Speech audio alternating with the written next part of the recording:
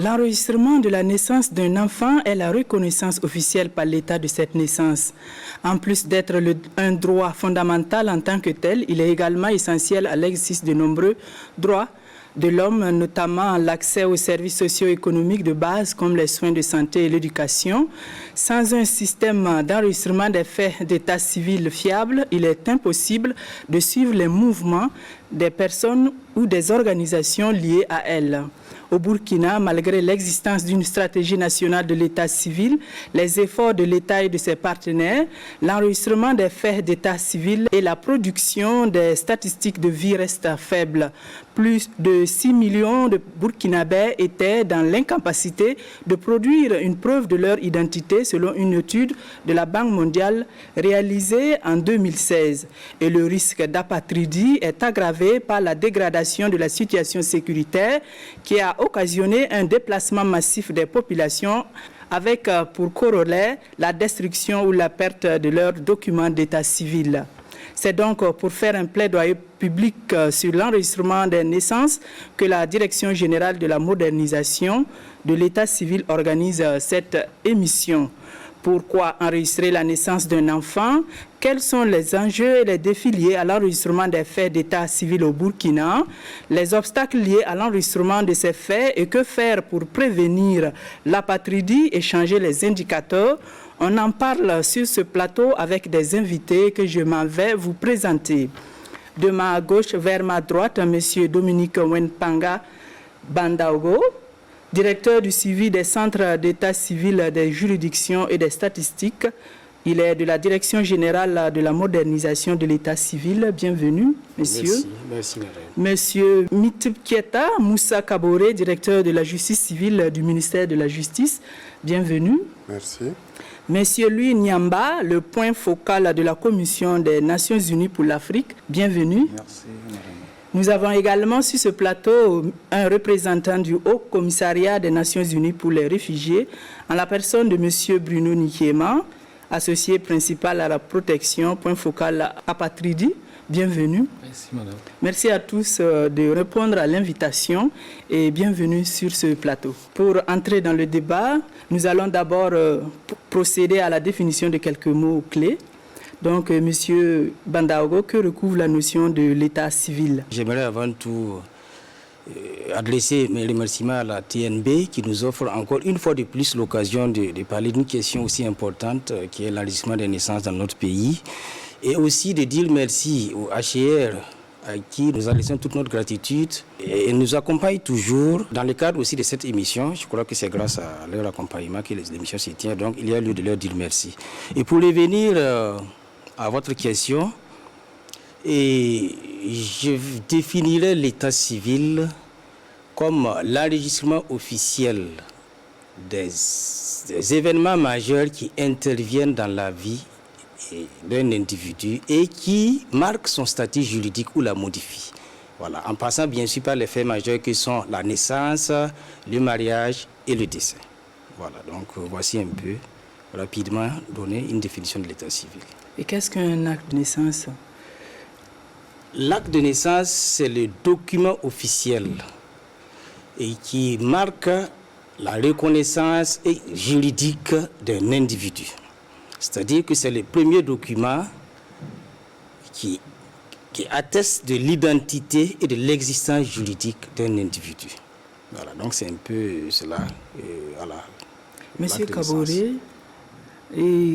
est-ce une obligation faite par la loi d'enregistrer les naissances? C'est une obligation, mais c'est aussi une nécessité. Une obligation parce que lorsque vous parcourez le code des personnes de la famille, il est prévu qu'il est fait obligation à toute personne ayant assisté à une naissance d'en faire la déclaration. Et il y a même des sanctions pénales qui sont prévues lorsque l'on omet de ne pas faire une déclaration. Donc en ce sens, c'est une obligation légale que de déclarer les naissances. Mais au-delà de cet aspect, je disais que c'est une nécessité parce que quand vous regardez, on l'a dit tantôt, c'est le document officiel qui constate la naissance d'un individu et il y a beaucoup de droits qui sont liés à ces aspects-là. Donc au-delà donc de l'obligation légale, il est utile pour les parents de déclarer la naissance de leur enfant. Il est utile pour l'enfant lui-même d'avoir un acte de naissance. Donc en ce sens, c'est à la fois une obligation légale mais aussi une nécessité. Du point de vue juridique, que représentent ces documents? Ça permet d'avoir accès à certains droits ou bien... L'acte de naissance constate donc la naissance d'un individu et il y a un certain nombre de droits qui y sont liés. Quand vous regardez, pour faire simple, un exemple concret, pour aller à l'école, on a besoin d'un acte de naissance. Il arrive qu'on accepte d'inscrire les enfants sans acte de naissance, mais lorsqu'il s'agira par exemple de passer le premier examen, le CEP, il est nécessaire d'avoir un acte de naissance. Donc, il y a un certain nombre de droits qui sont liés à la détention d'un acte de naissance. Un autre exemple, il est prévu par exemple la gratuité des soins pour les enfants jusqu'à un certain âge. Lorsque, par exemple, vous vous présentez, si c'est un bébé, il n'y a pas de débat, mais lorsque l'enfant se situe entre 5 et 6 ans, ça peut être une utilité d'avoir l'acte de naissance pour prouver que l'enfant est couvert, donc elle peut bénéficier de tels services. Donc, il y a une panoplie de droits dont l'exercice est lié donc à la détention d'un acte de naissance. Monsieur Nyamba, quel est le rôle même de ces différents documents? Très bonne question. Je vais revenir un peu sur ce que mes collègues ont dit concernant justement l'enregistrement des faits d'état civil de façon générale.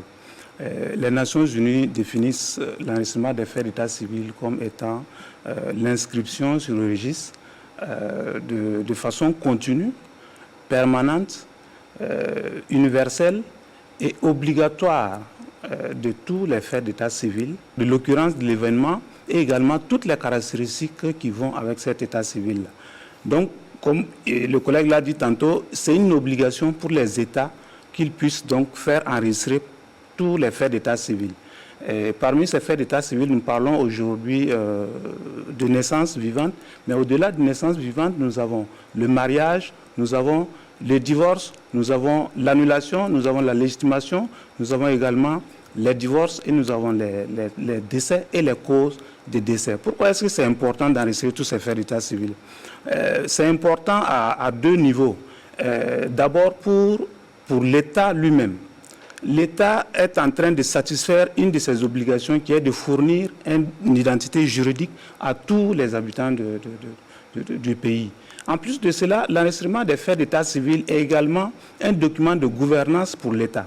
Parce qu'avec l'enregistrement des faits d'état civil, on a des données qui permettent de suivre les progrès que réalisent donc les différents pays. Ça permet de mettre en place de bonnes politiques de lutte contre la mortalité et la morbidité quand on connaît les causes exactes des décès. Pour les individus, c'est des documents qui leur permettent d'avoir cette identité juridique et c'est ce document également qui leur permet de pouvoir accéder aux différents services sociaux de base comme l'éducation, comme la santé, comme la facilité de voyager et un certain nombre donc, de facilités qu'offrent donc ces différents faits d'état civil. Monsieur Nikiema, un mot sur ces documents.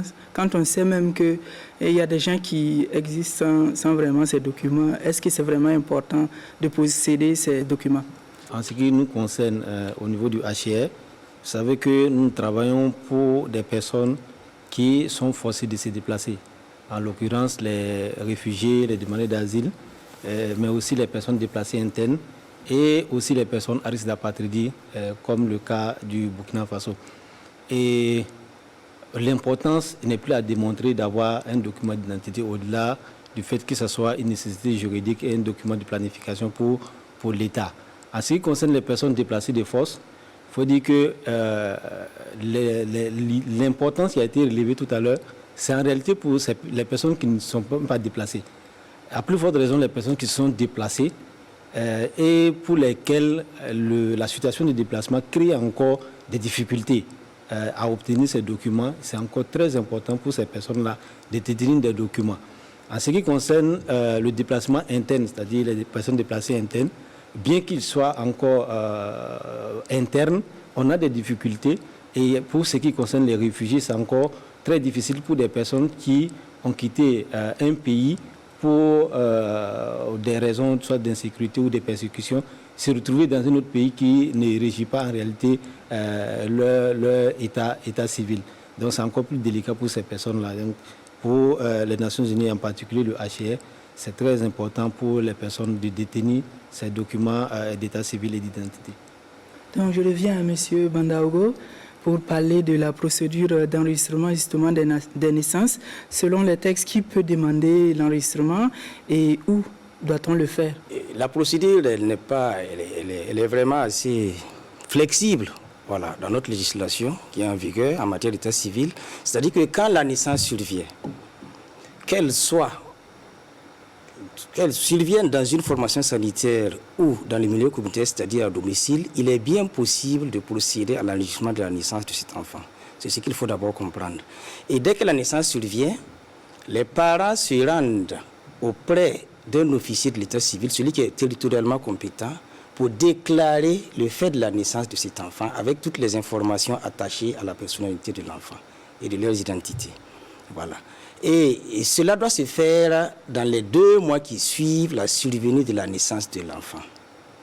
Voilà. Donc, mais au-delà de ces 2 mois, la loi offre encore une possibilité d'enregistrer la naissance de cet enfant. Voilà. Donc, pour les 2 mois passés, il faut introduire une requête auprès d'un tribunal départemental ou d'un tribunal d'arrondissement pour que le tribunal enrôle cette requête au fin d'émettre un jugement pour faire constater la naissance de cet enfant dans les registres de l'état civil, voilà, de la localité concernée. Donc il s'agit pour le tribunal départemental de juger et d'émettre un jugement et d'ordonner la transcription du fait de naissance de cet intéressé dans les registres des services de l'état civil territorialement compétent. Et après coup, on délivre une copie intégrale, voilà, qui tient lieu d'acte de naissance ou des extraits. Voilà. L'extrait, bon, on pourra faire la différence, mais je crois qu'on n'y est pas encore.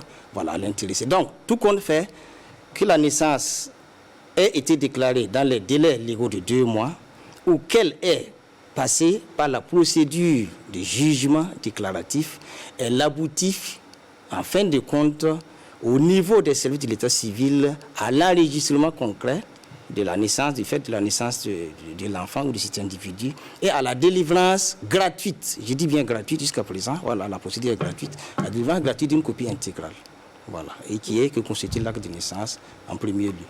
Vous avez parlé des parents, est-ce que d'autres personnes ne peuvent pas déclarer la naissance de l'enfant?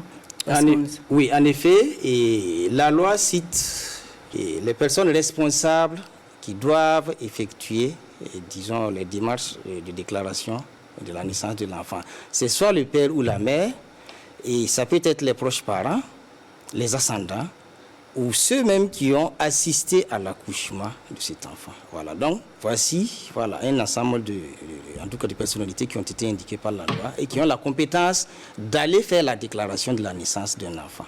Voilà. Pas obligatoirement les parents. Et quels sont les documents à fournir justement pour faire l'enregistrement?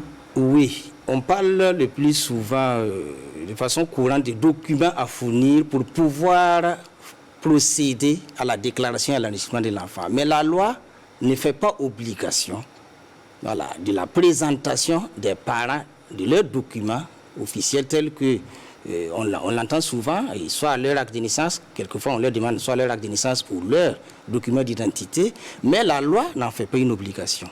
Mais tout compte fait, il est mieux, je dis il est mieux que les parents soient munis de ces documents, de leurs propres documents, qui les permettent de les identifier clairement, pour des besoins de transcription conformes, voilà, des mentions relatives à la naissance, à leur nom et tout ce qui se rapporte à leur référence et aux références de l'enfant, pour que d'aventure il n'y ait pas d'erreur de transcription, voilà, sur l'acte de naissance de l'enfant qui sera délivré. Monsieur Kaboré, du point de vue juridique, vu que ce n'est pas nécessaire de présenter les actes de naissance, qu'est-ce qui doit être mentionné dans l'acte de naissance pour être valable?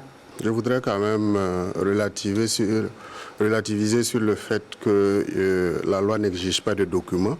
C'est vrai que ce n'est pas une exigence clairement mentionnée, mais néanmoins, ne serait-ce que pour des questions pratiques, c'est utile. M. Bandaogo l'a relevé tantôt, pour éviter par exemple les erreurs de transcription.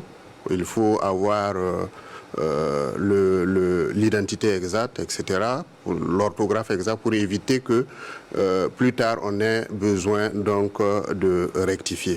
Au-delà de cet aspect, il y a que l'acte de naissance, vous demandiez tantôt qu'est-ce qui doit être mentionné.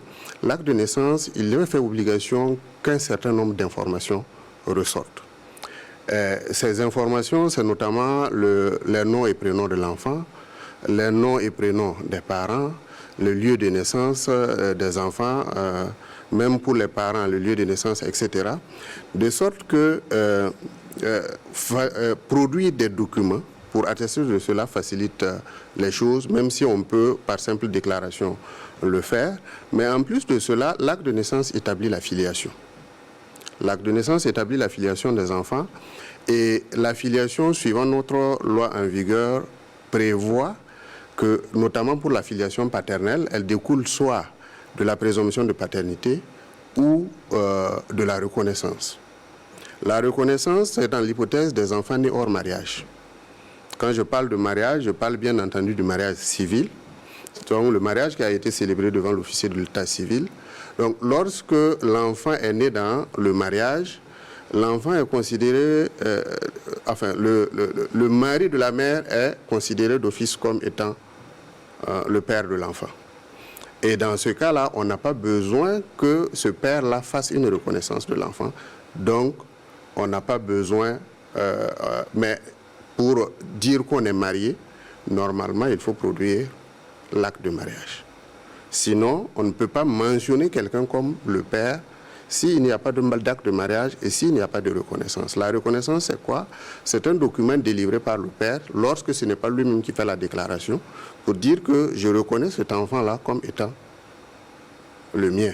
C'est-à-dire, je reconnais être l'auteur de cet enfant. Ça peut se faire avant même la naissance, pendant la naissance, etc. Mais toujours est-il que, voilà, ce sont des questions qui ne sont pas directement liées à la déclaration de naissance, mais comme la déclaration de naissance implique un certain nombre de mentions, il faut arriver donc à prouver ces mentions. Voilà. Dans les faits, il y a des actes de naissance où mention père, là, on met néant. Est-ce que ces actes de naissance sont valables? Non, on ne met pas néant, on laisse un blanc ou simplement un trait. C'est l'hypothèse où le père n'est pas connu. Ou par exemple, il n'y a pas eu de reconnaissance de paternité. C'est aussi, même, il peut arriver même que pour la mère, il soit mentionné, il ne soit rien mentionné. Mais c'est valable? Oui, c'est valable tout simplement parce que pour un enfant trouvé, vous avez retrouvé un enfant quelque part, la loi vous fait obligation de faire la déclaration de naissance de cet enfant. Et lorsque vous le faites, on ne peut pas mentionner quelqu'un comme étant le père ou la mère, puisqu'on ne le connaît pas. Et la loi prévoit tout simplement que lorsque il y a des informations qui ne peuvent pas être fournies au moment de la déclaration, il est laissé un blanc. Et ultérieurement, ce sont des informations qui peuvent être complétées lorsque le père ou la mère a été retrouvé, découvert. On peut compléter les informations. Il y a un certain nombre de mentions obligatoires, mais lorsque ces informations ne sont pas disponibles, ça ne doit pas constituer un obstacle à l'enregistrement de la naissance. Et vu que M. Niamba, vu que la procédure n'est pas tellement difficile, vous pouvez nous expliquer pourquoi les populations ne déclarent pas systématiquement les faits d'état civil? Ouais, ça, c'est vraiment le fond du problème. Je vais d'ailleurs commencer par la conclusion de mon voisin, de M. Bandaogo, à savoir qu'il y a certains centres d'état civil qui exigent les documents d'identité des deux parents. Dans certains centres d'état civil, quand vous allez pour enregistrer une naissance, on demande l'acte de naissance des deux parents ou les pièces d'identité des deux parents. Ça peut être un frein à l'enregistrement des naissances quand on sait, surtout qu'en milieu rural, tous les parents ne possèdent pas tous les documents d'identité qui peuvent être requis par ces centres d'état civil-là. Il y a également le fait qu'il y a une certaine méconnaissance de l'importance de l'enregistrement des naissances juste après l'occurrence donc de la naissance, surtout par certains parents. Il y a certaines enquêtes qui estiment que c'est de la négligence. Parce qu'aujourd'hui, quand vous faites une enquête, pratiquement plus de 99% des parents savent que la naissance doit être enregistrée. Pourquoi est-ce qu'ils ne font pas l'enregistrement? Parce qu'ils ne voient pas un intérêt immédiat à l'enregistrement de la naissance. Généralement, on laisse quand l'enfant est dans l'année d'examen, le CP par exemple, et on court pour faire donc les actes de naissance. Et là, généralement, ce sont les enseignants, les directeurs d'école qui sont les intermédiaires pour pouvoir faire donc ces documents d'actes de naissance qui sont une pièce constitutive du dossier du CP. Il y a également les questions d'accessibilité financière. Quoi qu'on dise, aujourd'hui, c'est vrai qu'au niveau du gouvernement, au niveau officiel, on dit que c'est gratuit, mais souvent, ce n'est pas que c'est une question, mais on ne peut pas aller aujourd'hui dans un centre d'état civil sans débourser de l'argent. Ne serait-ce que les frais de timbre pour pouvoir avoir des copies des certificats de naissance. Il y a certains centres d'état civil qui ne délivrent pas que la copie intégrale. C'est-à-dire que vous allez, on va dire, bien, la copie intégrale est gratuite, mais payez 500 ou 600 francs, ça dépend des communes, pour qu'on puisse vous faire des copies donc, de certificats de naissance. Donc il y a cette accessibilité, problème d'accessibilité financière. Et également, il y a le problème d'accessibilité physique, parce que les centres d'état civil sont généralement éloignés des ménages, surtout en milieu rural. Donc, ces personnes qui sont à une quinzaine, une vingtaine, une trentaine de kilomètres donc, des centres d'état civil, ça n'encourage pas à ce qu'ils puissent aller donc, enregistrer ces faits d'état civil. En plus de cela, il y a certains parents qui confondent l'attestation qui est délivrée au niveau des centres de santé comme étant l'acte de naissance directement. C'est-à-dire qu'au niveau des centres de santé, après l'accouchement, les sages-femmes délivrent ce qu'on appelle une attestation de naissance, qui est offerte donc aux parents pour qu'ils puissent se rendre au centre d'état civil le plus proche pour donc déclarer la naissance de l'enfant. Mais malheureusement, si l'information n'a pas été bien donnée aux parents, ils peuvent considérer cela comme étant donc, le document de naissance qu'ils ont en leur possession. Voici donc autant de raisons qui font que certaines populations n'enregistrent pas les naissances particulièrement, et pire, les décès où ils ne trouvent vraiment aucun avantage à le faire. Dans ce cas, la sensibilisation est la solution la mieux partagée. Monsieur Nikiema, comment donc impliquer les chefs de famille et les leaders d'opinion pour une meilleure compréhension de justement l'importance de l'enregistrement des naissances? Ok, merci beaucoup. Avant de peut-être revenir à la question proprement parlée, je voulais compléter sur l'intervention de monsieur Nampa pour dire que au-delà de l'accessibilité financière et physique, il faut parler aussi de l'accessibilité psychologique. Parce que quoi qu'on dise, les centres d'état civil sont souvent un peu distants psychologiquement pour certains parents, surtout en milieu rural. Et ce qui fait que ce n'est pas évident. Et puis pour certains parents aussi, on a parlé de l'ignorance de l'importance. Mais certains parents, par exemple, pour la déclaration de naissance, ils ne peuvent accéder à l'état civil ou au tribunal peut-être départemental que, par exemple, les jours de marché. Donc, dans ces conditions, si ils ne voient pas un intérêt à aller au marché, vite fait, les 2 mois, les délais de 2 mois sont passés et ça devient difficile pour lui. Il faut passer par un jugement déclaratif, etc. Et donc, c'est un peu difficile aussi pour les parents dans ce cas-là. Maintenant, la sensibilisation, comme associé, comme vous l'avez dit, c'est la sensibilisation.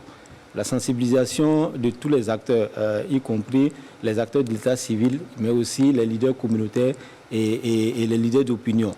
Surtout sur l'importance de détenir les documents d'identité et notamment les actes de naissance, mais aussi il faut les sensibiliser sur les procédures qui existent en la matière. Parce qu'on l'a dit, beaucoup ignorent les procédures qui sont là.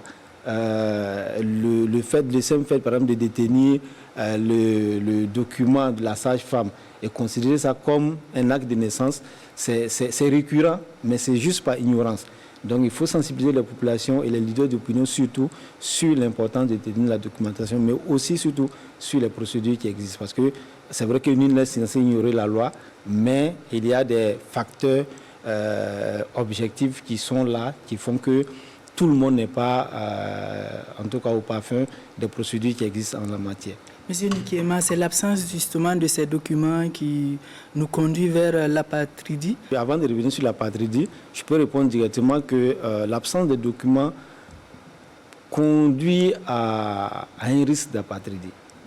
Parce que comme on l'a dit, pour attester de l'existence juridique de la personne, il faut que la personne naisse juridiquement. Au-delà de la naissance vivante, il faut un document pour attester cela et c'est l'acte de naissance. Et le lien avec l'apatridie, il faut dire que l'apatridie, c'est quoi? Un apatride, c'est une personne qu'aucun État ne reconnaît comme son national par application de sa législation nationale. C'est-à-dire qu'au regard des textes en vigueur, vous n'êtes pas un citoyen de l'État. Et la citoyenneté commence par quoi? Il faut forcément des actes qui prouvent que vous êtes rattaché à un État. Et le début de l'acte, c'est l'acte de naissance. Parce que pour prouver la citoyenneté, on va vous parler du certificat de nationalité. Mais pour avoir le certificat de nationalité, il faut avoir le document de base qui est l'acte de naissance. Et donc, l'absence d'un acte de naissance est le début, en tout cas, du risque d'apatridie que nous connaissons dans beaucoup de pays, notamment le Burkina Faso. C'est pour ça que nous travaillons à prévenir ces risques-là en appuyant le gouvernement pour doter la population d'actes de naissance, mais aussi pour sensibiliser sur l'importance et les procédures en la matière. On va y revenir, mais en attendant, on sait que le Burkina vit une crise sécuritaire et humanitaire. Donc, quelles sont les conséquences du déplacement des populations sur l'enregistrement des faits d'état civil, M. Bandaou? Oui, effectivement, c'est une situation, j'ai dit, à laquelle le législateur n'avait pas pensé quand on adoptait notre première loi, en l'occurrence le CPF. Mais aujourd'hui, la situation est venue nous rappeler qu'il y a une nécessité d'avoir un encadrement juridique qui permettrait vraiment de délivrer des actes, voilà, à cette catégorie de personnes qui aujourd'hui sont éprouvées, voilà, par la situation et dont, d'ailleurs, voilà, disons, la vie est devenue plus compliquée pour ces personnes-là parce que non seulement si vous n'êtes pas disons, dans votre espace habituel de vie, parce que vous avez été forcé de quitter cet espace, vous êtes déjà dans une situation de vulnérabilité. Et dites-vous que dans le déplacement de ces populations, parce qu'elles se cherchaient, ils ont été obligés de se déplacer, voilà, et n'ont pas, pour la plupart, eu le temps d'emporter avec elles tout ce qu'ils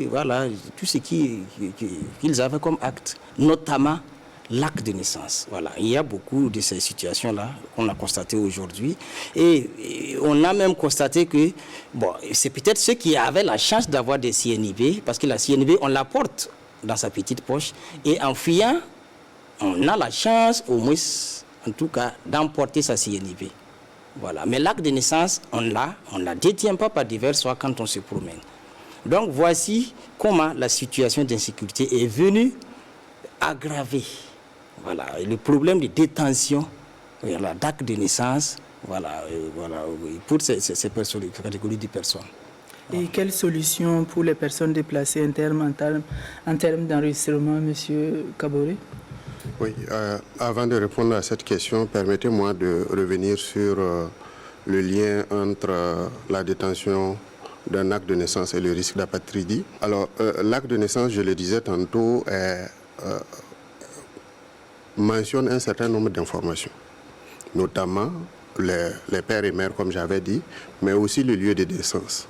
Et la nationalité est déterminée soit par le lien de sang, soit par le lien du sol, c'est-à-dire soit on détient sa nationalité du fait de ses parents, ou alors on détient sa nationalité parce qu'on est né sur un territoire donné.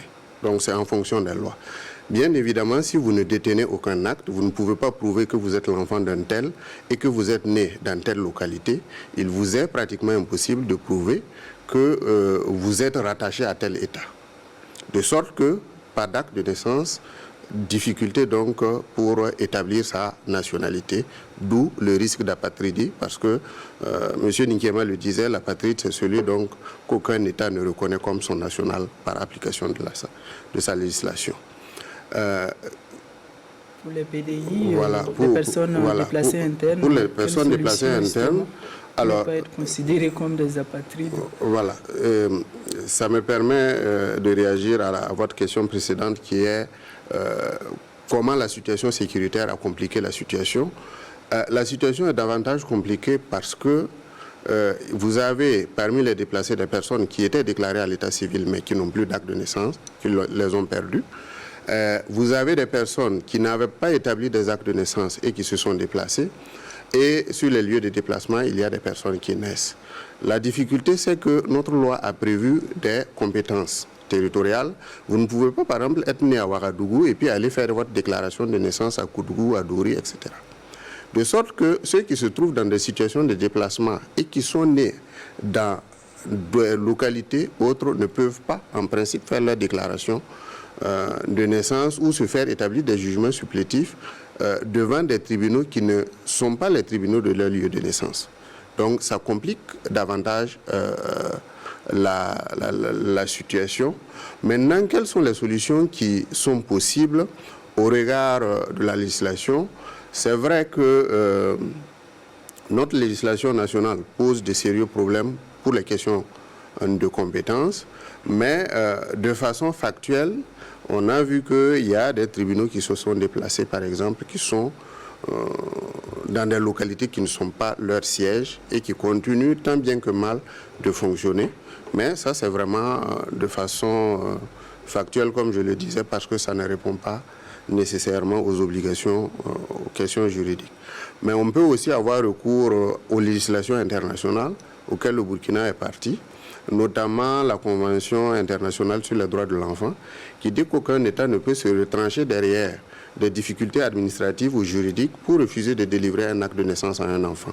En faisant recours à de telles conventions, on pourrait passer outre les problèmes de compétences là, éventuellement, pour qu'un enfant ou une personne qui est née dans une localité A puisse se faire délivrer son acte de naissance dans une localité B compte tenu du contexte sécuritaire. C'est vrai que les acteurs ne sont pas familiarisés à la législation internationale, mais je pense que c'est un recours possible pour essayer de résoudre la situation difficile que notre pays traverse et pour permettre donc aux personnes déplacées internes d'avoir des actes de naissance et des documents d'identité. Monsieur Niamba veut réagir par rapport aux causes de l'apatridie. Les causes de l'apatridie, pas exactement sur ça. J'aimerais rebondir sur les conséquences de la crise sécuritaire sur la possession des documents d'identité par ces personnes déplacées internes. Une enquête du CONASUR au 31 mars 2022 indique que seulement 5,5% des PDI possédaient un acte de naissance. 5,5%. Et 7,1% possédaient une carte nationale d'identité. C'est dire à quel point ces personnes sont dépourvues donc des documents d'identité qui sont des documents qu'il faut pour pouvoir accéder au service. C'est dire jusqu'à quel point ces personnes sont vulnérables. Mon voisin l'a dit tantôt, il y a plusieurs raisons qui montrent pourquoi ils n'ont pas ces documents de naissance. Une des raisons, peut-être que les personnes n'ont jamais eu ces documents de naissance. D'autres raisons peuvent être le fait qu'au moment de la fuite, ces personnes ont laissé derrière elles toute cette documentation. Et qu'est-ce qu'il faut faire maintenant pour pouvoir délivrer des documents d'identité à ces personnes? Nous avons mené une enquête auprès des acteurs en 2022 et on leur a posé la question, qu'est-ce qu'il faut faire pour que l'on puisse trouver une solution à ces personnes déplacées internes, vu que notre législation est vraiment entre griffes rigides et pour réviser, ça prend beaucoup de temps. Et là, il y a eu des suggestions sur le fait qu'il fallait créer des centres spéciaux au niveau des communes d'accueil pour que les préfets où aujourd'hui les PDS puissent délivrer à ces personnes-là les documents, les jugements déclaratifs, les jugements supplétifs d'acte de naissance, en attendant que la situation puisse s'éclaircir. Et la mise en œuvre d'une telle proposition devrait se faire en collaboration entre le ministère en charge de la justice et le ministère en charge donc de l'administration territoriale. Et M. Nikiema, est-ce qu'il y a des causes spécifiques de l'apatridie au Burkina? Cette question, avant même la situation de déplacement, avait été traitée par une étude qui avait été commanditée par le HCR en 2019 dans 5 régions prioritaires qui a fait ressortir que 10,3% de la population était à risque d'apatridie parce que ne détenant pas de documents d'identité. Donc, en ce qui concerne le Burkina Faso spécifiquement, la principale cause sur laquelle nous avons déjà échangé, c'est la non-déclaration des naissances. Ça, c'est la principale cause du risque d'apatridie au niveau de notre pays. Donc, au-delà de la non-déclaration des naissances à l'état civil, il y a d'autres causes comme, par exemple, l'ignorance de l'importance des documents, la pauvreté, parce qu'on avait dit qu'il y a une question d'accessibilité financière également. Et il y a aussi le fait que la crise sécuritaire aujourd'hui a exacerbé le risque d'apatridie, parce que dans beaucoup de localités touchées, les centres d'état civil soit ont été détruits, les registres ont été détruits, ou bien que les autorités même en charge de l'état civil se sont également déplacées dans d'autres localités. Et donc, si elles se déplacent dans d'autres localités d'accueil qui ne sont pas les localités d'accueil des personnes déplacées, des personnes, populations civiles, vous voyez que ça pose un problème en termes de documentation des personnes qui étaient dans ces localités-là. Et donc, aujourd'hui, au-delà des causes que nous connaissons, vraiment la situation sécuritaire favorise en tout cas le risque d'apatridie pour les populations, surtout celles qui sont déplacées. Et sans ces documents, comment on peut acquérir la nationalité burkinabé, M. Kaboré? Alors, vous parlez d'acquisition de la nationalité burkinabé. Il y a, quand on parle d'acquisition, ça voudrait dire qu'on n'avait pas la nationalité du fait de sa naissance. La nationalité burkinabé s'acquiert principalement soit par la naissance au Burkina. Ça vise une certaine catégorie de personnes, hein, puisque les étrangers qui naissent au Burkina ne sont pas d'office burkinabé, parce que le seul fait d'être au Burkina ne suffit pas nécessairement. Il faut donc naître au Burkina, mais aussi résider au Burkina lorsqu'on est étranger. Ensuite, la nationalité burkinabé peut s'acquérir aussi par le mariage. Lorsque l'on est une personne étrangère ou apatride et que l'on se marie à un Burkinabé, en l'état actuel de notre législation, à partir de la célébration du mariage, on a droit à la nationalité burkinabé. Et la dernière hypothèse d'acquisition de la nationalité, c'est la naturalisation. Ça, c'est une décision politique qui est prise par le gouvernement de naturaliser un certain nombre de personnes qui ont fait une demande de naturalisation, et il y a des conditions à remplir pour pouvoir bénéficier de la naturalisation. Donc, pour me résumer, l'acquisition de la nationalité, c'est soit par le mariage, soit par décision de l'autorité politique, soit par la naissance et la résidence au Burkina, et on fait une déclaration d'acquisition de la nationalité. Pas forcément qu'on détient l'acte de naissance. Bien entendu, pour pouvoir faire cela, il faut nécessairement détenir un acte de naissance. Quand je prends par exemple ceux qui sont nés au Burkina, les étrangers nés au Burkina ou les apatrides nés au Burkina, il faut arriver à prouver qu'on est déjà né au Burkina. Et comment on le prouve? C'est en commençant par détenir un acte de naissance. Donc en l'absence d'acte de naissance, il est pratiquement impossible d'acquérir la nationalité burkinabé. Monsieur Bandaogo, quelles sont les actions entreprises par le gouvernement burkinabé pour prévenir les risques d'apatridie? Oui, et j'aimerais d'abord revenir sur les cas de PDI pour donner certaines précisions avant d'aborder la question proprement dite. Pour dire que pour les cas de PDI, il faut faire la distinction entre plusieurs cas, plusieurs situations. C'est-à-dire que les enfants des PDI qui naissent n'ont pas de difficultés, ne peuvent pas rencontrer de difficultés pour l'enregistrement de leur naissance. Puisque le lieu de naissance de ces enfants est automatiquement compétent. Les autorités de ce lieu de naissance sont compétentes pour procéder à l'enregistrement de la naissance de cet enfant. Voilà, qui est né. Donc, à ce niveau, le problème ne se pose pas. Le problème se pose, c'est comme mes prédictions l'ont indiqué, et là aussi, il y a plusieurs cas. Il y a des PDI qui avaient été enregistrés, mais qui n'ont pas pu emporter leurs documents d'état civil. Ça, c'est un. Il y en a aussi qui n'avaient même pas été enregistrés et qui se sont déplacés malgré tout et qui se trouvent dans une situation où il est difficile pour les localités d'accueil, en tout cas, de leur délivrer des actes d'état civil. Et pour ces différents cas, il y a eu déjà des alternatives. Il y a eu des approches et c'est d'organiser une certaine coordination entre les tribunaux départementaux compétents. Voilà, c'est-à-dire que c'est quoi? C'est non seulement le tribunal départemental du lieu d'accueil du PDI, mais aussi le tribunal départemental du lieu de surveillance du PDI, de la localité d'origine du PDI. Il faut une certaine coordination et qui doit être encadrée par les autorités judiciaires compétentes. Donc, il s'agit de faire un inventaire sur place des PDI dans la localité d'accueil et de leurs besoins en termes d'actes d'état civil. Et on peut traiter d'abord cet inventaire au préalable avant de le soumettre à l'autorité, au tribunal départemental compétent pour connaître vraiment des cas de délivrance d'actes de naissance de ces situations-là. On l'a expérimenté ailleurs et ça a permis de sauver vraiment beaucoup de situations pour des cas de PDI, par exemple, dont pour des enfants qui étaient des enfants et qui devaient aller, disons, à l'école.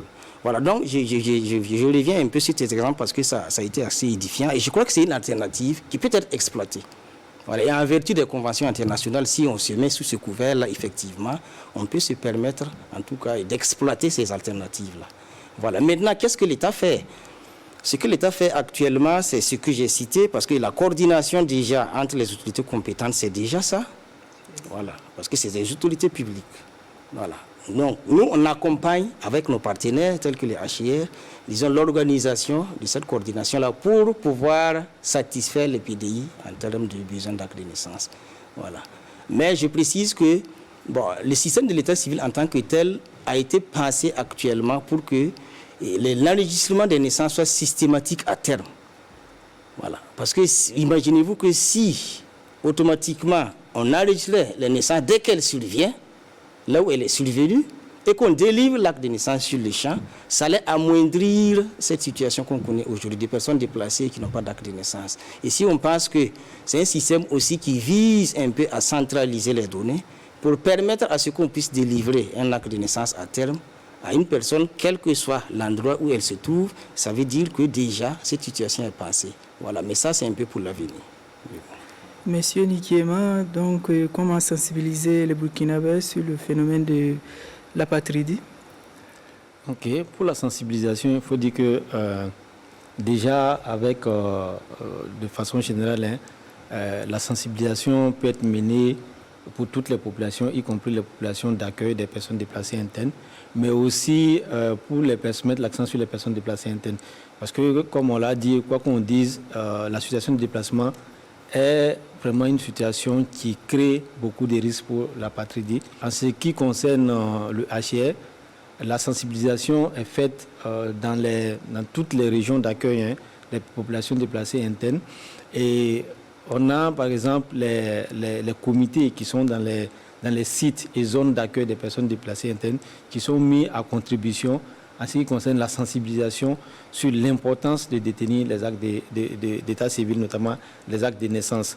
Et au-delà des comités dans les sites et zones d'accueil des personnes déplacées internes, il y a aussi les sensibilisations grand public qui sont menées, mais aussi des plaidoyers de communication publique, comme par exemple l'émission actuelle, qui permet de toucher un grand nombre de populations en ce qui concerne la sensibilisation de façon générale sur les risques d'apatridie et l'importance de détenir des documents d'identité et d'état civil. D'ailleurs, le HCR a lancé depuis 2014 même une campagne pour éradiquer le phénomène. Quelles sont les actions qui ont été menées? Ok, la campagne I Belong, qui a été lancée depuis 2014, vise à prévenir et à éradiquer l'apatridie. Et le Burkina Faso, il faut dire que le Burkina Faso, au niveau du HCR, est un pays prioritaire en matière de prévention. C'est vrai que nous n'avons pas un organe qui détermine le statut de l'apatridie au niveau du Burkina, et donc on ne peut pas d'emblée dire qu'il y a des apatrides, mais il y a des personnes en situation de risque d'apatridie. Et donc l'action phare du HCR, c'est de prévenir les risques d'apatridie. Et donc depuis 2014, il y a un certain nombre d'actions qui ont été menées, notamment la sensibilisation des parties prenantes, des acteurs clés, tels que les acteurs au niveau gouvernemental, les acteurs parlementaires, mais aussi les populations de façon générale et la société civile sur le risque d'apatridie et l'importance de détenir des documents d'identité. Au-delà de ça, le HCR a également un partenariat avec le gouvernement à travers la Direction générale de la modernisation de l'État civil, DGMEC, pour la mise en œuvre d'un certain nombre d'actions sur le terrain qui visent à réduire les risques d'apatridie, notamment à délivrer des documents d'identité et d'état civil aux populations, des actions qui visent également à ériger certains centres de santé en centres secondaires d'état civil, mais aussi à sensibiliser de façon générale la population sur ce risque d'apatridie. Il faut dire aussi que, comme autre action, il y a un appui, c'est vrai que la loi n'est pas encore adoptée, mais un appui au gouvernement pour la réforme de la loi sur l'état civil, notamment le Code des personnes et de la famille, pour extirper en fait toutes les dispositions qui pouvaient créer des risques d'apatridie pour les populations. Bien que la loi ne soit pas encore adoptée, nous avons bon espoir qu'elle sera adoptée avec toutes ces dispositions-là qui vont désormais disparaître du Code des personnes de la famille. Il y a aussi le travail qui est fait pour pouvoir mettre en place des procédures de détermination du statut de l'apatridie même au niveau du Burkina, qui est en cours avec le ministère de la Justice et le ministère des Affaires étrangères à travers la CONAREF, la Commission nationale pour les réfugiés. Et ce sont des projets sur lesquels nous travaillons et nous espérons, parce que la campagne finit en 2024, qu'au soir de la fin de la campagne, nous aurons obtenu les résultats escomptés que nous nous sommes fixés. Monsieur Niamba, pour la Commission des Nations Unies, quelle est la contribution de cette institution pour justement prévenir les risques d'apatridie? Merci. Au niveau des Nations Unies, en 2018, ils ont créé un programme qu'on appelle Identité juridique des Nations Unies. C'est un programme qui est co-présidé par l'UNICEF, le PNUD, une autre structure des Nations Unies. Et dans ce programme, presque toutes les agences et tous les fonds des Nations Unies qui ont pour mandat l'identité juridique en font partie. C'est dire que les Nations Unies ont pris à bras le corps ce problème, parce qu'il faut déjà mentionner entre parenthèses qu'il y a 1,1 milliard de personnes aujourd'hui qui ne peuvent pas attester de leur identité juridique. Et 50% de ces personnes se trouvent en Afrique. Donc, ils ont créé ce programme pour que les différentes structures des Nations Unies puissent travailler ensemble en coordination. Parce que souvent, les agents des Nations Unies, chacun travaille de son côté. Mais ce programme a été créé pour qu'ils puissent travailler ensemble pour aider les différents pays dans lesquels ils travaillent, pour pouvoir donc faire en sorte que l'état civil, qui est la porte d'entrée donc de l'identité juridique, soit renforcé afin qu'on puisse avoir un système d'état civil performant. Par ailleurs, il est recommandé aux différents pays qu'il y ait un engagement fort de leur part, un engagement politique fort de leur part. Parce que ce sont les systèmes d'état civil de nos pays. Il faut qu'on puisse avoir cet engagement fort en finançant nous-mêmes le système d'état civil, en accordant suffisamment de ressources à notre système d'état civil et système d'identité. Il y a également cette interopérabilité entre les différentes agences d'état civil ou d'identité au niveau régional et au niveau continental. Faire en sorte que ces agences-là puissent collaborer ça permet de pouvoir résoudre un tant soit peu le problème d'apatridie et également faire la promotion d'une bonne migration, une migration claire, faire en sorte qu'il n'y ait pas de migration forcée et qu'il y ait une certaine collaboration entre les différents pays pour ce qui concerne la migration, pour qu'on soit sûr que ceux qui migrent d'un côté à l'autre ont des documents d'identité fiables. Monsieur Bandaogo peut nous parler de l'appui spécifique du HCR pour justement lutter contre ce fléau? Oui, et le HCR déjà accompagne l'État burkinabé à travers la Direction générale de la modernisation de l'État civil et d'autres structures aussi pour qu'on puisse délivrer des documents d'état civil et des documents d'identification. Nous, on amasse toujours le vocable de documentation civile. Voilà. Donc, il y a non seulement les actes de naissance, il y a des cartes nationales d'identité, mais il y a aussi des certificats de nationalité. Donc, le HCR apporte son soutien, voilà, non seulement technique, en termes d'expertise, mais aussi son soutien financier pour permettre à la structure nationale en charge de l'état civil, qui est la Direction générale de la modernisation de l'état civil, de pouvoir délivrer des documents d'état civil et de la document d'identité, surtout aux personnes déplacées internes. Voilà. Donc c'est déjà une façon de lutter vraiment efficacement contre les risques et l'apatridie. J'aimerais aussi revenir sur la conclusion de M. Nikiema, du HCR, qui disait que l'État est dans la dynamique aujourd'hui de le lire un peu nos textes en la matière pour permettre à ce qu'on puisse prendre en compte ces nouveaux besoins. Voilà, parce que comme M. Kaboré l'a dit, notre loi aujourd'hui a des dispositions qui constituent des barrières juridiques qui ne permettent pas à ce qu'on délivre un acte de naissance, disons, à un déplacé interne, voilà, dans la localité où la personne n'y est pas née. Voilà, donc voici un peu tout un ensemble de choses qui sont pensées actuellement et nous espérons que très bientôt, surtout avec un regard particulier qui a été accordé à ce dossier, que très bientôt on pourra disposer en tout cas de cette nouvelle loi qui permettrait vraiment de prendre en charge ces cas, voilà, de situation. Voilà. Mais au regard de tout ça, on ne peut pas dire que des efforts ne sont pas faits. Mais, malgré l'absence peut-être de toutes ces dispositions, il y a un travail de fond qui est fait actuellement et qui pour permettre en tout cas de rapprocher davantage les services de l'état civil des citoyens. Donc quand on pense qu'il y a des citoyens qui sont en difficulté d'accéder au service d'état civil pour pouvoir se faire enregistrer et obtenir les actes de naissance, ça veut dire que cette action permet en amont de résoudre en tout cas tous les cas possible qui pouvait être source, disons, d'apatridie, voilà, par non-détention de l'acte de naissance. Donc, il y a ça. Il y a aussi la réduction des délais de délivrance d'actes d'état civil et nous y travaillons quotidiennement. Voilà, tout ça, ce sont des défis qu'on est en train de relever. Et Dieu merci, les indicateurs que nous suivons de près au quotidien nous permettent en tout cas d'espérer beaucoup de changements en la matière. Voilà. Donc, c'est ce que je voulais... Cette émission est initiée justement pour faire un plaidoyer. Comment renforcer les actions promotionnelles de la déclaration des naissances et des mécanismes déjà existants, M. Kaboré?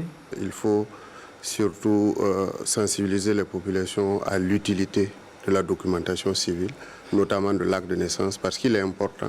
Les gens n'y pensent pas parce qu'ils ne perçoivent pas toujours l'intérêt de détenir un tel document jusqu'au jour où ils sont confrontés donc à la nécessité d'avoir un document. Et les actions à mener, c'est notamment les réformes législatives. On l'a dit tantôt, il y a un avant-projet de loi sur lequel la DGMEC travaille, sur l'état civil. Le code des personnes de la famille est en relecture et on entend donc lever les obstacles juridiques à la naissance, à l'enregistrement des naissances et de façon générale des faits d'état civil. Mais au-delà de ça, sur le terrain, on travaille à sensibiliser donc la population sur l'utilité des actes d'état civil et on travaille aussi à aller vers les populations, notamment ceux qui n'ont pas fait les déclarations dans les délais, en organisant par exemple les audiences foraines qui nous permettent d'aller au contact des populations et ça permet de lever un peu le cadre formel, parce que les gens ont toujours tendance à croire que lorsqu'on part à la justice, c'est parce qu'on a des problèmes, mais la justice aussi permet de résoudre des problèmes. Et en allant vers les populations, cela permet de lever les barrières psychologiques, parce que les gens se rendent compte qu'il y a des solutions qui peuvent être apportées par la justice. Donc sur le terrain, nous faisons donc des audiences foraines qui permettent donc de faire des jugements déclaratifs de naissance, de rectifier les actes de naissance qui ont ou sur lesquels il y a des erreurs, etc. C'est un ensemble d'actions qui sont menées par les différents ministères concernés pour arriver donc à faire comprendre aux populations quelle est l'utilité de la délivrance, enfin de la détention d'actes d'état civil. Monsieur Nyamba, quel plaidoyer justement au niveau de la Commission des Nations Unies pour l'Afrique? La première stratégie, mon voisin l'a dit, c'est de revoir les cadres juridiques pour que les cadres juridiques soient en accord avec les réalités du moment et avec les bonnes pratiques en matière d'enregistrement des faits d'état civil. La seconde chose, c'est la digitalisation. Ça veut dire que l'informatisation, la numérisation.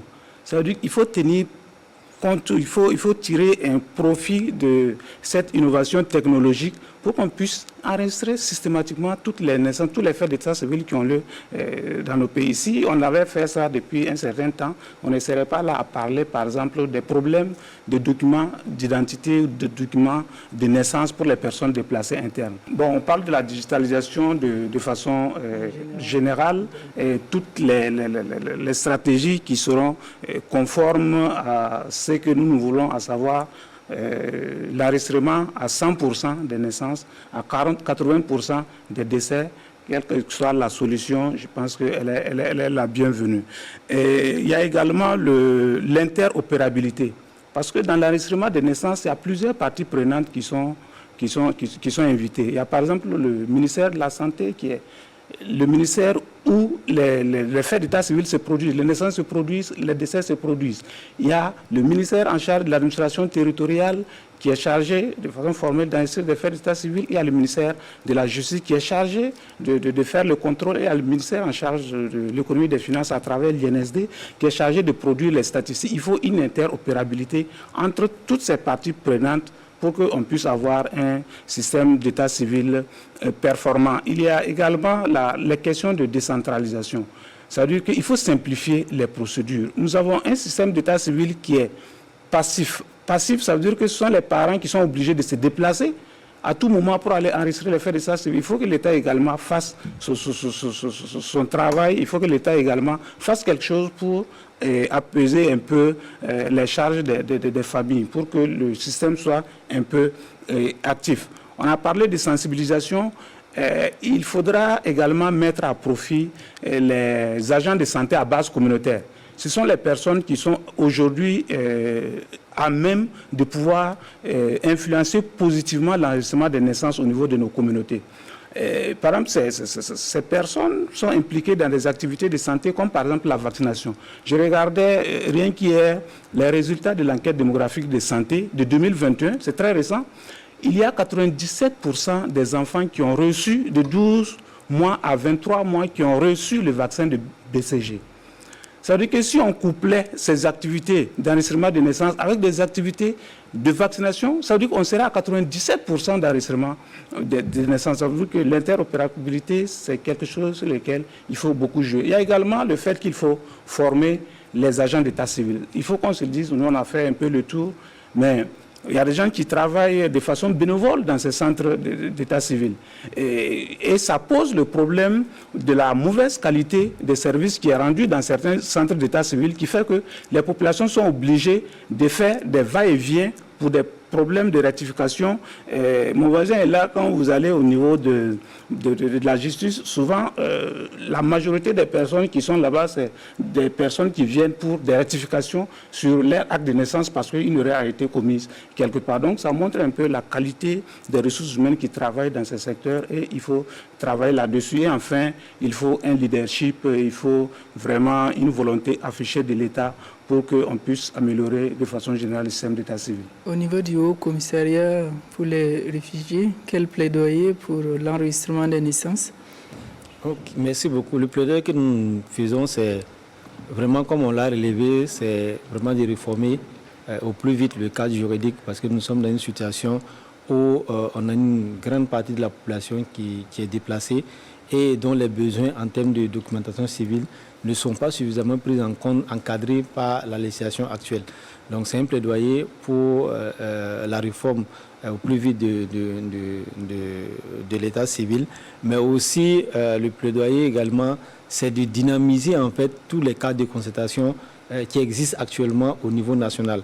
Mon président l'a dit, il faut vraiment, la question de l'interopérabilité est très importante, mais actuellement nous avons aussi des cadres de concertation entre les différents acteurs, entre les acteurs publics, des ONG, des agences du système des Nations Unies, mais qui ne sont pas fonctionnels en tant que tels. Déjà, si on redynamise ces cadres de concertation, je pense qu'on pourrait trouver des solutions déjà palliatives en attendant que la réforme du cadre juridique soit effective. Monsieur Bandao, vous avez le dernier mot, que dire? Oui, et je pense que avec ce que mes prédécesseurs ont dit, il y a peut-être quelques petits détails aussi qu'on pourrait donner. Et effectivement, il y a l'approche d'interopérabilité qui est d'ailleurs consacrée actuellement et qui a été formalisée, surtout avec le ministère de la Santé. Je veux dire, entre le ministère de l'Administration territoriale et le ministère de la Santé. Et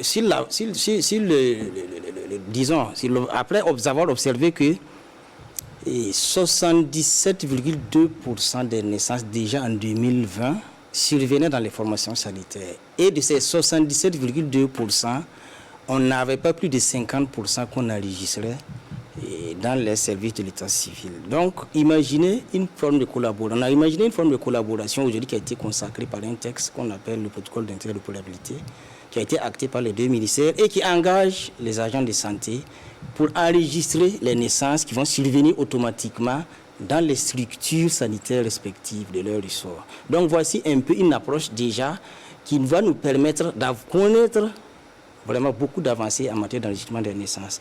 Et si on doit encore penser à la sensibilisation qui doit impliquer toutes les personnes ressources et les leaders d'opinion, et vous voyez un peu ce que ça peut donner. Et je donne l'exemple d'une commune que je peux nommer, c'est la commune de Copède à Dano, dans le sud-ouest là-bas, où ils sont parvenus ensemble, en s'engageant entre acteurs locaux, à faire en sorte que toutes les naissances soient enregistrées à l'état civil, par le biais justement de ce mécanisme d'interopérabilité. Là-bas, les leaders communautaires se sont réunis avec toutes les personnes ressources et même les ressortissants et ont décidé que toute personne, ou disons, toute femme qui est enceinte devrait se rendre auprès des formations sanitaires pour son suivi jusqu'à son accouchement et que la femme ne sortira pas de la maternité si l'enfant n'est pas enregistré à l'état civil. Et c'est effectif.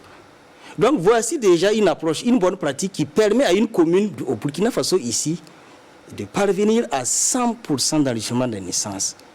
Donc voici une approche qui est un exemple et que nous sommes en train vraiment d'encourager auprès des autres collectivités. Voilà. Tout à fait. Donc imaginez-vous que la mise à l'échelle, disons, de ces bonnes pratiques permettrait déjà d'enregistrer à 100% les naissances, qu'elles surviennent, surtout, en tout cas pour la plupart, elles surviennent déjà en formation sanitaire. Et c'est comme monsieur Niamba l'a dit, au-delà de ça, les enfants qui vont échapper, on peut les rattraper au niveau de la vaccination où déjà plus de 98% encore des enfants s'y retrouvent. Donc voici comment le mécanisme d'interopérabilité a été pensé et ça a été assorti d'un document qu'on appelle un guide de mise en œuvre de l'interopérabilité où vraiment tous les rôles des acteurs ont été détaillés et ça permet à chacun de jouer son rôle pour que l'enregistrement des naissances soit vraiment une attribution. Voilà, pour que ces acteurs apportent vraiment l'enregistrement des naissances, et disons dans leurs attributions. Donc, c'est pour dire que effectivement la digitalisation, comme il l'a dit, viendra permettre à l'état civil, et disons, de remplir toutes ses fonctions. Parce que quand on parle des fonctions de l'état civil, ça suppose que il y a beaucoup de choses. Il y a même les programmes d'investissement public, les planifications et tous les programmes politiques qui peuvent s'adosser aux sources de l'état civil. Et surtout au niveau des statistiques de l'état civil qui va en découler pour pouvoir en tout cas adosser les programmes publics de développement. Merci à tous. Donc c'est la fin de cette émission consacrée à l'enregistrement des naissances. Merci à vous tous pour vos différentes contributions. Chers téléspectateurs, merci à vous qui l'avez suivi. À nous revoir bientôt.